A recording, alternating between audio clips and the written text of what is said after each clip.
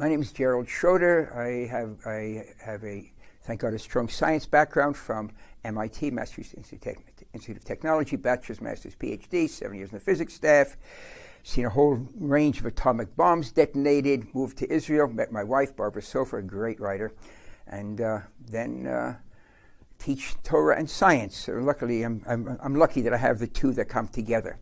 And one of the questions that I'm asked as a scientist is, how can a scientist really believe that there's something what we refer to usually as God? You know, is this metaphysical whatever acting in the world or producing the world? And the irony is, the question's really a non-starter. Science has in fact discovered God. And you can talk to the hardline atheists and they will say, it looks like science has indeed discovered God. And how would that be? Well, if you take the trouble of going to the web and there type in WMAP, the initials for a satellite, it's a diagram that shows the development of the universe from the creation over time. It's a timeline. Every word on that diagram comes from the NASA site. It is the condensed knowledge of the scientific community of how the universe created and how it got to where we are today. Each of the lines, the vertical lines, is another billion years. Okay, you start from a burst of energy at the extreme left side of the diagram, and you end up at the far end with the oval. The oval is to indicate expansion in all directions. Of course, because it's a timeline, we can't show that on a single piece of paper. We see here, most amazingly, that on the extreme left edge, it shows a beginning to the universe. Now go back less than 50 years. If I were teaching that at Tech, a person could lose tenure saying that there was a creation of the universe. It sounds like it's Bible. Because less than 50 years ago, the overwhelming scientific opinion was the universe is eternal. There was never a beginning. The Bible is wrong from the very first sentence. And then we discovered, suddenly, Arno Penzias and Robert Wilson, the Bell Labs in New Jersey, the northeast of the US, discovered the echo of the Big Bang, the energy left over, which George Gamow, 60 years ago, predicted that if there had been a universe created hot and small, it would have exploded, and the energy would get more and more dilute. And Penzias and Wilson, these Arno Penzias and Robert Wilson, discover this energy that had been predicted overnight. The Bible got it right. There was a beginning to the universe. Now, the black in the diagram is nothing.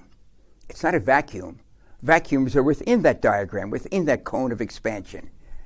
Vacuums are empty space, and space is something. The black of the paper around the diagram is nothing. It doesn't fit in our human brain because humans think in a box made of time, space, and matter/energy. No human, as clever as they might be, as expansive as they might be, thinks out of that box. So when we say outside that diagram is nothing, we can use the words, but we can't conceive of nothing. It doesn't fit in the human brain. How are we going to have this idea, is there a God or not? Notice that the creation force isn't a three-letter word, G-O-D. If you look at the words carefully, it's a quantum fluctuations. That understanding was first brought down by Ed Tryon, brilliant human being, in the journal Nature, almost 40 years ago. The universe allows creation of something from nothing, provided you have the laws of nature, the quantum fluctuation. Tryon realized, and he published in the journal Nature, one of the two leading peer-reviewed journals in the world, that you can create something from absolute nothing, provided you've got the laws of nature, quantum physics and the laws of relativity. In other words, the laws of nature. So look what science has discovered. We can create the universe from absolute nothing, provided we have the forces of nature. Now, the laws of nature, the forces of nature aren't physical. They act on the physical. So if they create the universe, that means they predate the universe. So now we have a set of forces, we call them the laws of nature, that are not physical, that are able to act on the physical. They create the physical from absolute nothing. And they predate the universe, which means they predate our understanding of time. Put that together, it sounds very familiar. If you haven't noticed it, that's the biblical definition of God.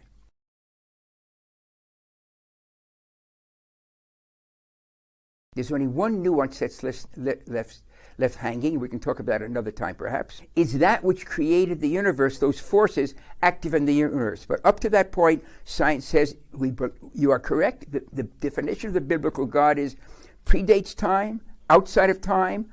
God is not a physical being, is a force, and it creates the universe. you'll notice that the opening chapter of Genesis, the only name for God is Elohim, God as manifest in the universe. Science has indeed discovered the biblical God. Well, we just need one part left. Crucial, that which created the universe is also active in the universe itself.